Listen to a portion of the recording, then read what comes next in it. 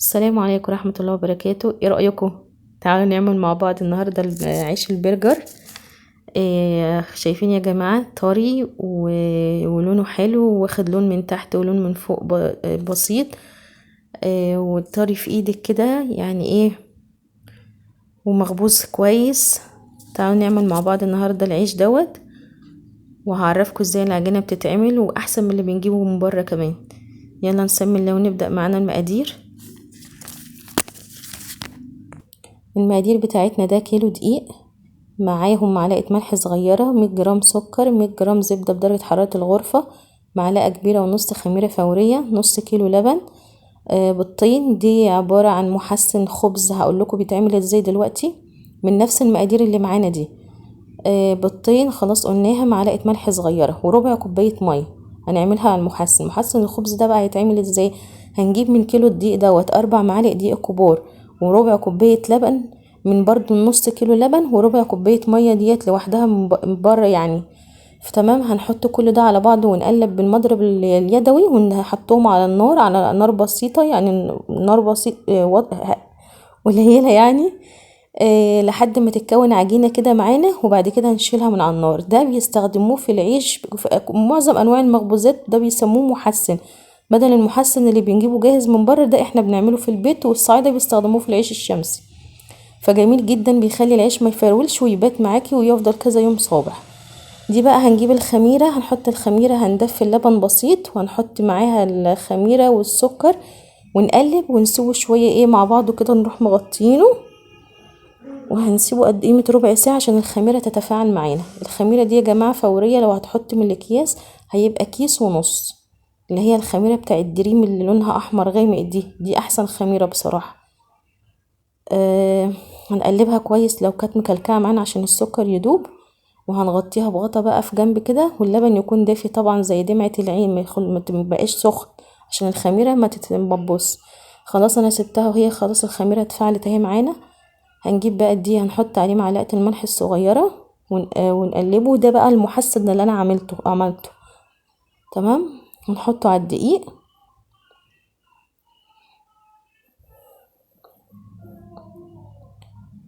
بيخلي يا جماعة العيش بتاع الكايزر، العيش بتاع البرجر دوت طري وهش وجميل جدا.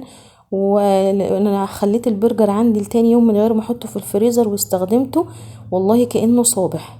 احنا عارفين البرجر بتاع الفرن دهوت ما بيتاكلش تاني يوم، بيبقى معمول زي عجينة الفينو، ما بيبقاش دسم وفيه حاجة يعني حلو كده زي بتاع ماك.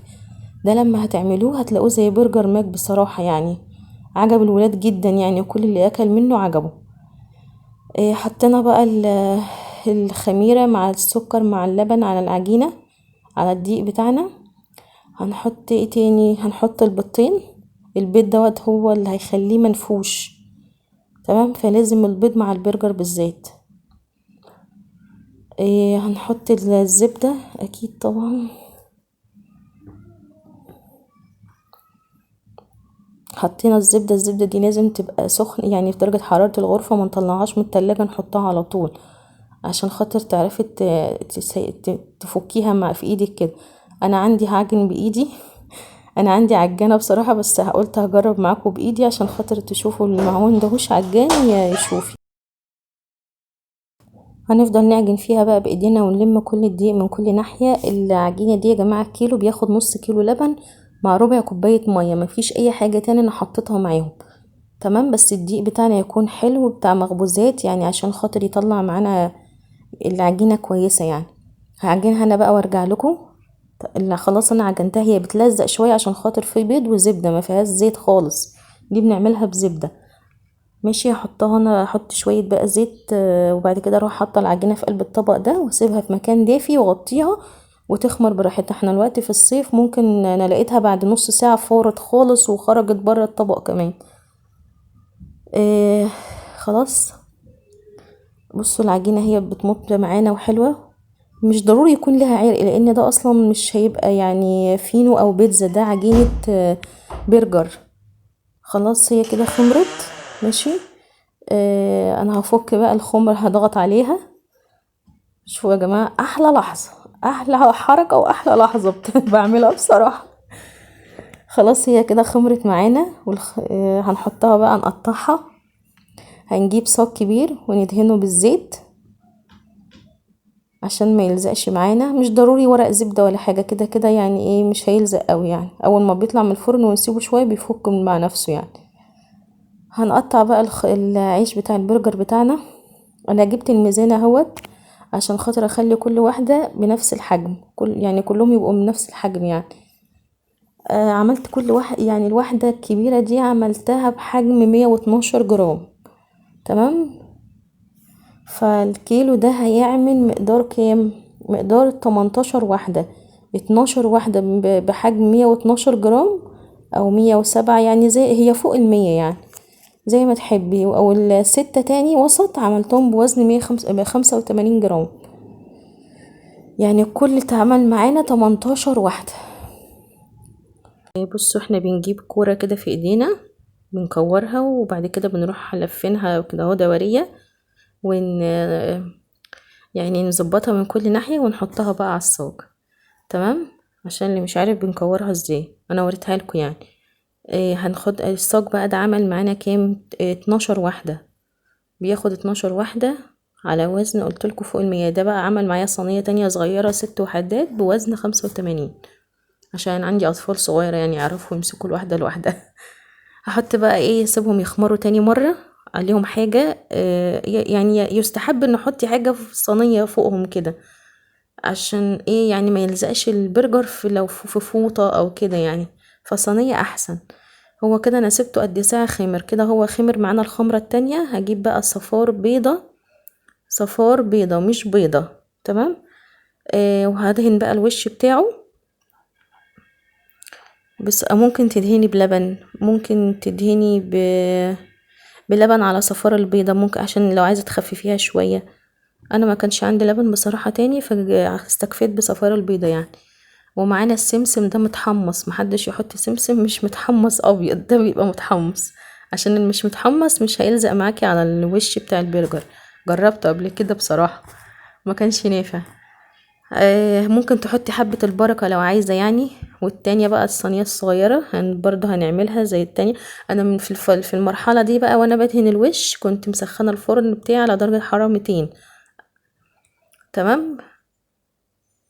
لازم درجة حرارة عالية، وبيتحط على الشبكة من فوق ما بيتحطش من تحت. خلاص هو كده خرج. هو بياخدش من ربع ساعة غير يعني من ربع لتلت ساعة على الشبكة اللي في النص، وبنحطوش تحت. تمام. والفي الشواية ما بتشتغلش غير لما بنشوف القعر بتاعه خلاص بيبقى لونه ذهبي. هنطلعه بقى من الفرن. وانا كنت حطيت بعد ما طلع من الفرن حطيت عليه الصينيه اللي انا كنت حطاها فوق. هو بيخمر الخمره التانية، ما نلموش اول ما يطلع من الفرن. تمام. يعني لازم انا هفتح لكم واحده اهوت تشوفوها معانا. بس هي كانت لسه سخنه، كانت عايزه تتساب شويه. ما تغطوهوش، ما تلموهوش اول ما يطلع من الفرن عشان خاطر ما يعرقش ويطرى معاكي. لازم تسيبيه في الصاج كده هو لمده قد ربع ساعه، وتغطيه بصينيه عشان ما ينشفش معاكي، ولا ترش عليه بقى ميه ولا الكلام ده. كانت الصينيه التانية معانا طلعت اهي. هو طالع طري يا جماعه واتنفش الحمد لله، وشكله جميل جدا وريحته اجمل. هو بعد ما برد معانا رحت لميته في طبق بلاستيك بيبقى مفرغ كده مفتح، عشان خاطر ما يتكتمش في بعضه ويعرق. لاني عملت في مره قبل كده برضو لقيته عرق الحبه اللي تحت واتبهدلوا ميه مني. وهنغطيه بقى ونسيبه. طبعا قلتلكوا زي ما قلتلكوا ان هو بيطلع من الفرن بنغطيه بالصينيه اللي كانت خمرانه اللي انا غطيتها بيه، وهو بيخمر للتاني مره. لازم نغطيه عشان ما ينشفش. وبعد ربع ساعه بعد ما هو بيطلع طبعا من الصاج لوحده لما نسيبه بيبرد يعني. خلاص خلصت انا كده. طري وجميل واحسن من بتاع بره بكتير. طبعا بتاع الفران ده يعني ما يجيش حاجه جنبه. بيعملوه بميه ودقيق وخلاص. احنا طبعا عاملينه بحاجات مغذيه للاطفال ولينا احنا كمان برضو ملناش نفس يعني. لما خلصت برد اهوت فتحت لكم واحده مفرغه من جوه وهشه وجميله. لما يبقى عندك كميه حطيها وهي صابحه في الفريزر. تمام. كان معاكم سارة. لو عجبكم الفيديو اضغطوا لايك، ولو حبيتوا تشتركوا في القناة دوسوا اشتراك. السلام عليكم ورحمة الله وبركاته. انتظروا بقى الفيديو القادم البرجر نفسه. خلاص.